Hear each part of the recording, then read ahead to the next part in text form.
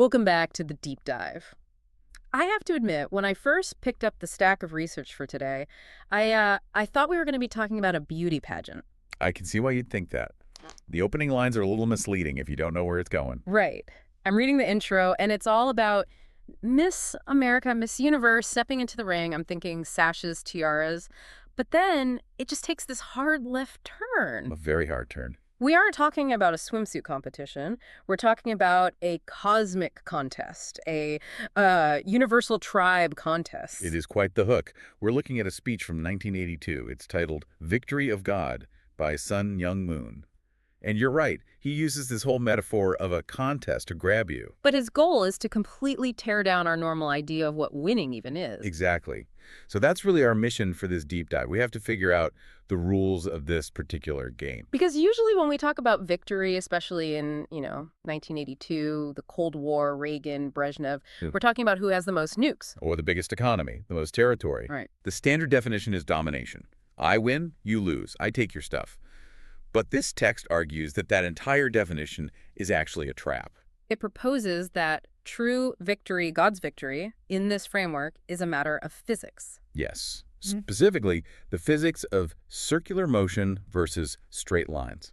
And we are definitely going to get into the geometry, which gets surprisingly trippy. But before we get to the physics of history, we have to start with the physics of the person. Yes, the text lays out a specific framework for what it calls value. It asks a really basic question. What makes a person precious? And to answer that, the source uses three metaphors: diamond, the pearl, and gold. Okay, let's unpack these, because when I think diamond, I think bling. I think, expensive, sparkly, a status symbol. And that's the typical association. Yeah.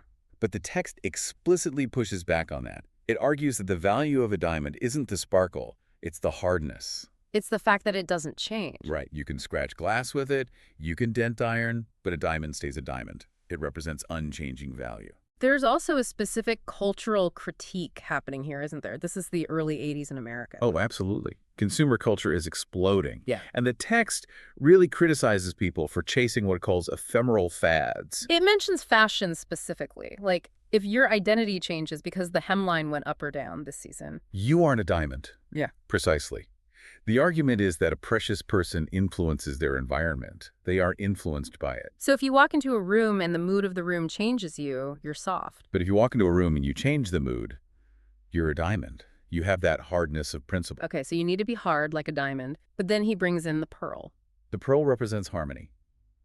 The text makes this beautiful observation that a pearl has this deep, consistent luster. It looks the same in the dark, deep underwater as it does in the light. It fits in everywhere without losing its essence. Exactly. And then there's the third one, which I found the most interesting, gold. Because if a diamond is all about hardness, well, isn't gold kind of the opposite? Pure gold is soft. You can bite it. And that is exactly the point. Gold represents peace because it is malleable. It connects things. You can use it to plate other metals. It wraps around them. So if you're only a diamond, you might be brittle, abrasive. Right. You need the gold character to be soft, peaceful, and able to embrace others. So the ideal human in this cosmic contest is this paradox. Hard as a diamond in your principles, but soft as gold in your relationships. That's the target. And this leads directly into how the source defines good and evil. And it creates a very strict binary definition. Yeah, it's not a list of thou shalt nots. It's all about direction. The text defines good strictly as living for the sake of others, altruism, and evil. It's just greed or selfishness, Yeah. living only for yourself. I like this concept of the plus standard. It's a great mental model. The text asks, whose standard are we following, ours or God's? It argues that God's standard is always a plus. It always adds to the whole. So if I interact with you and I take something, that's a minus. But if I give something, that's a plus. To be a diamond, you have to be a plus force. You have to be the generator of value, not the consumer of it. Okay, so this brings us to the geometry of history. And this is where we have to talk about the 800-pound gorilla in the room. Communism. We have to. In 1982, the Cold War is the backdrop for everything. The Soviet Union is this massive global power. And this speech is positioning itself as a direct ideological counter to communism. But not just in a political democracy is better kind of way. It gets into the philosophy of movement itself. Right. It critiques dialectical materialism. Now, without turning this into a philosophy lecture, the core idea the text attacks is that progress comes from struggle. Thesis fights antithesis to create synthesis. It's a clash. The source calls this straight line movement, a straight line of struggle. And the text argues this is doomed to fail, Why? because a straight line eventually just hits a wall. Or it runs out of energy. The text says struggle acts as a minus. It decreases value. It destroys. So if the straight line is the path of destruction, what's the alternative? The circle, circular motion. The text argues that the only eternal motion in the universe is circular. It's give and take. I really like the nature analogy he used here with the tree and the flower. It makes the point perfectly, doesn't it? Think about a flower. If it just kept growing up in a straight line trying to conquer the sky, what would happen? It would freeze or snap or just run out of nutrients. Exactly. For the life of the plant to continue, the flower has to bow down. It has to fall to the ground, become a seed, and return to the earth. That circular motion, going up, coming down, giving, receiving, is what creates advancement. A straight line has a beginning and an end. A circle can spin forever. And so applying this to true love, the text describes a sort of boomerang effect. That's the physics of it. If you give love unconditionally without, checking your ledger to see if you're owed something, it moves in a great circle. The source claims this is a law of the universe, It must return to you. and often larger than when it left. And there's this claim that true love has no resistance, no friction. Right. There was a very specific and slightly humorous example the speaker used to illustrate this. The husband and wife, yes, I know the one you mean. It's a memorable image. The text says that for a loving husband and wife, anywhere he touches, it feels good to her. Bottom of the foot, top of the head, it doesn't matter. It sounds funny, but he's using it to illustrate total acceptance. Mm-hmm. In a relationship that's defined by power or that linear thinking, there are boundaries. Don't touch me there, or I'm not in the mood. But the text argues that in circular true love, those barriers dissolve. There is no resistance because you're essentially one unit in motion. Which brings us to a massive barrier that existed in 1982, the one between America and the rest of the world. This is the critique of the false nation. He goes really hard on America here. I mean, it's pretty bold, considering he's giving the speech in New York. It is bold.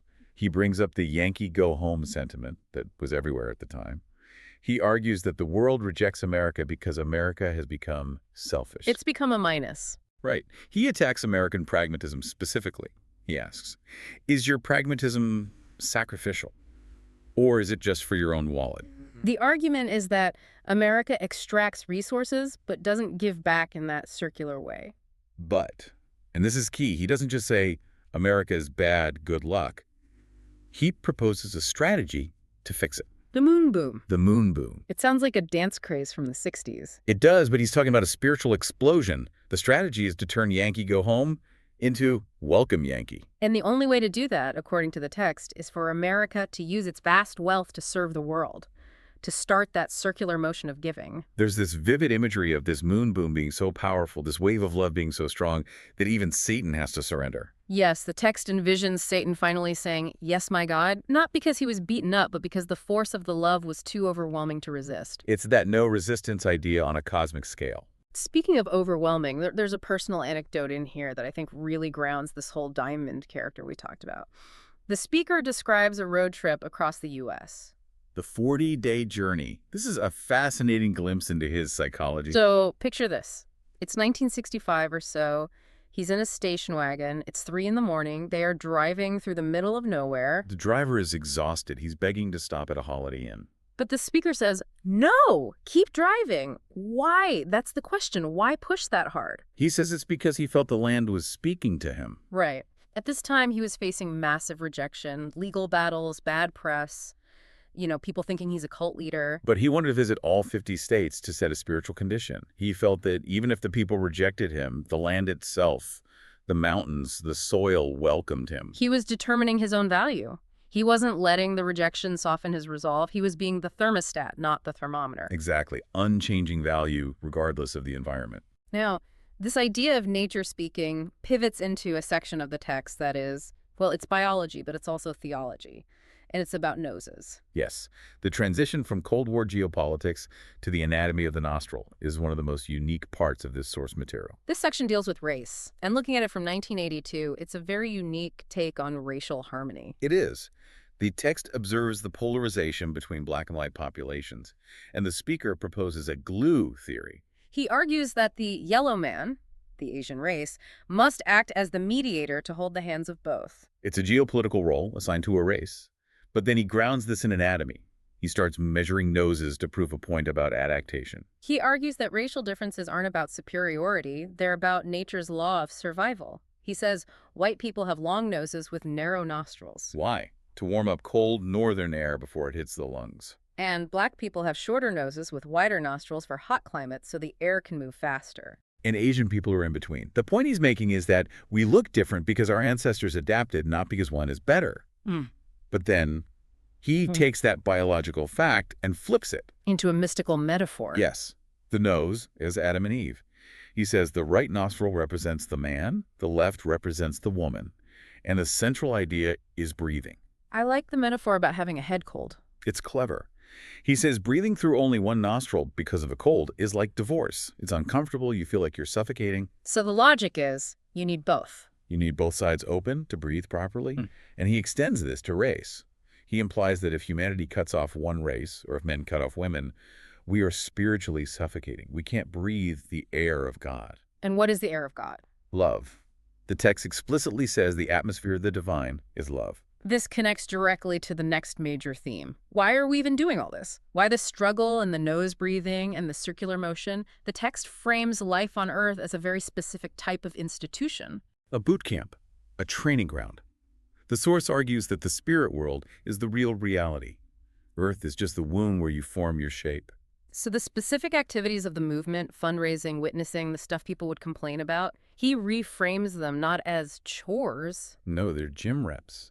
Fundraising isn't about the money. It's training to love creation. Witnessing isn't about recruitment numbers. It's training to love people, especially people who are rude to you. Because, and this is the part that actually gave me pause, the text claims the physics of the spirit world are different. Very different. The source claims that in the spirit world there is no oxygen. You literally breathe love. If you haven't developed your love lungs on Earth, you suffocate there. And the spirit world is crowded. No one dies there. They all stick around. And the text defines hell in a very existential way. It's basically solitary confinement in a crowded room. Oof. Think about it. If you hate people, if you're selfish, if you're a minus, being surrounded by billions of people eternally with no way to escape, that's torture. That's hell. But if you learn to love them, if you did the training, Then that same crowd becomes a party. It becomes heaven. and if it is heaven, the speaker has some very specific ideas about what that party looks like. He describes a banquet. This was such a humanizing detail. After all this talk of suffering and struggle, he envisions this heavenly banquet where all the restrictions of earthly religious life are just gone. Specifically regarding fashion, he tells the women they can go wild. Makeup from head to toe, gowns changing every minute, And the rings. 28 rings, Yeah. one on every joint of the finger. Can you imagine trying to eat with 28 rings on? I don't think you're worrying about fork dexterity in the spirit world. It's a picture of total excess and celebration. It's about beauty.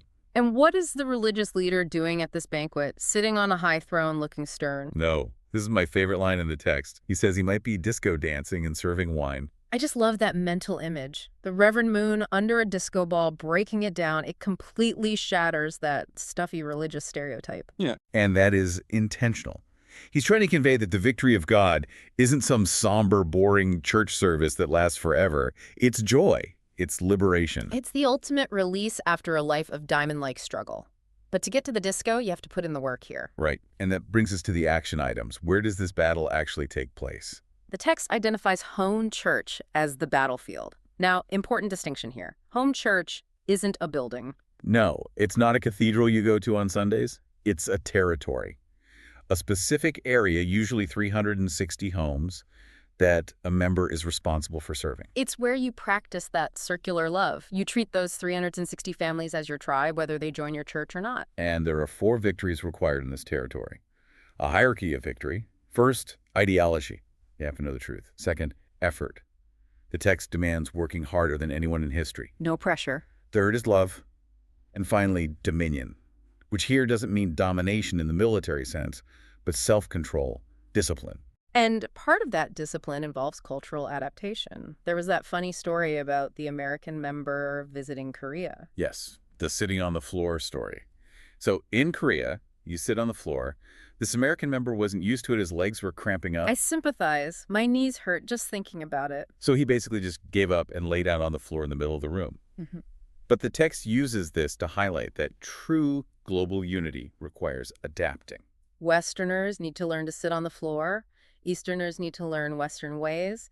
It's that circular exchange again. You have to be uncomfortable to grow. So let's bring this all together. We've gone from Miss America to the geometry of nose breathing to disco in heaven. What does this victory actually look like in a nutshell? It's a synthesis, really. Victory is not conquering a nation with tanks. It's establishing a sovereignty of love. It's about creating citizens of God's nation through these sacrificial habits, eating less, sleeping less, working harder. So that you become a diamond that can fit into the gold ring of peace. The text ends with this metaphor of the branch. It's a powerful image of decentralization. The leader is the trunk, but the followers are branches. A branch can be cut from the tree and planted anywhere. Moscow, Africa, your home church. And if it has the right DNA, if it has that true love, it will grow roots and become a new tree. It's the ultimate franchise model, but for spirituality. You can plant it anywhere. And that is the definition of victory here, when the good influence becomes self-replicating. When you don't need the leader to be there because the followers have become the diamond themselves. It is a dense text, but when you strip away the 1980s geopolitics, the core message is surprisingly practical. External conflict, whether it's the Cold War or a racial divide or a fight with your spouse, is solved by internal character and circular, sacrificial giving. It shifts the responsibility from them to me. I don't wait for the world to change. I become the diamond that changes the world. So here's the thought we want to leave you with today. The source suggests that your daily annoyances, your job, your commute, that difficult neighbor, are actually just spiritual gym equipment. They're designed to build habits that last forever. Which raises a terrifying and fascinating question. Yeah. If your current daily habits, how you react to stress, how you treat people you don't like, if those habits instantly became your internal reality, would you be in heaven or would you be in hell? That is certainly something to think about the next time you are stuck in traffic. Thanks for listening to The Deep Dive. We'll catch you in the next one.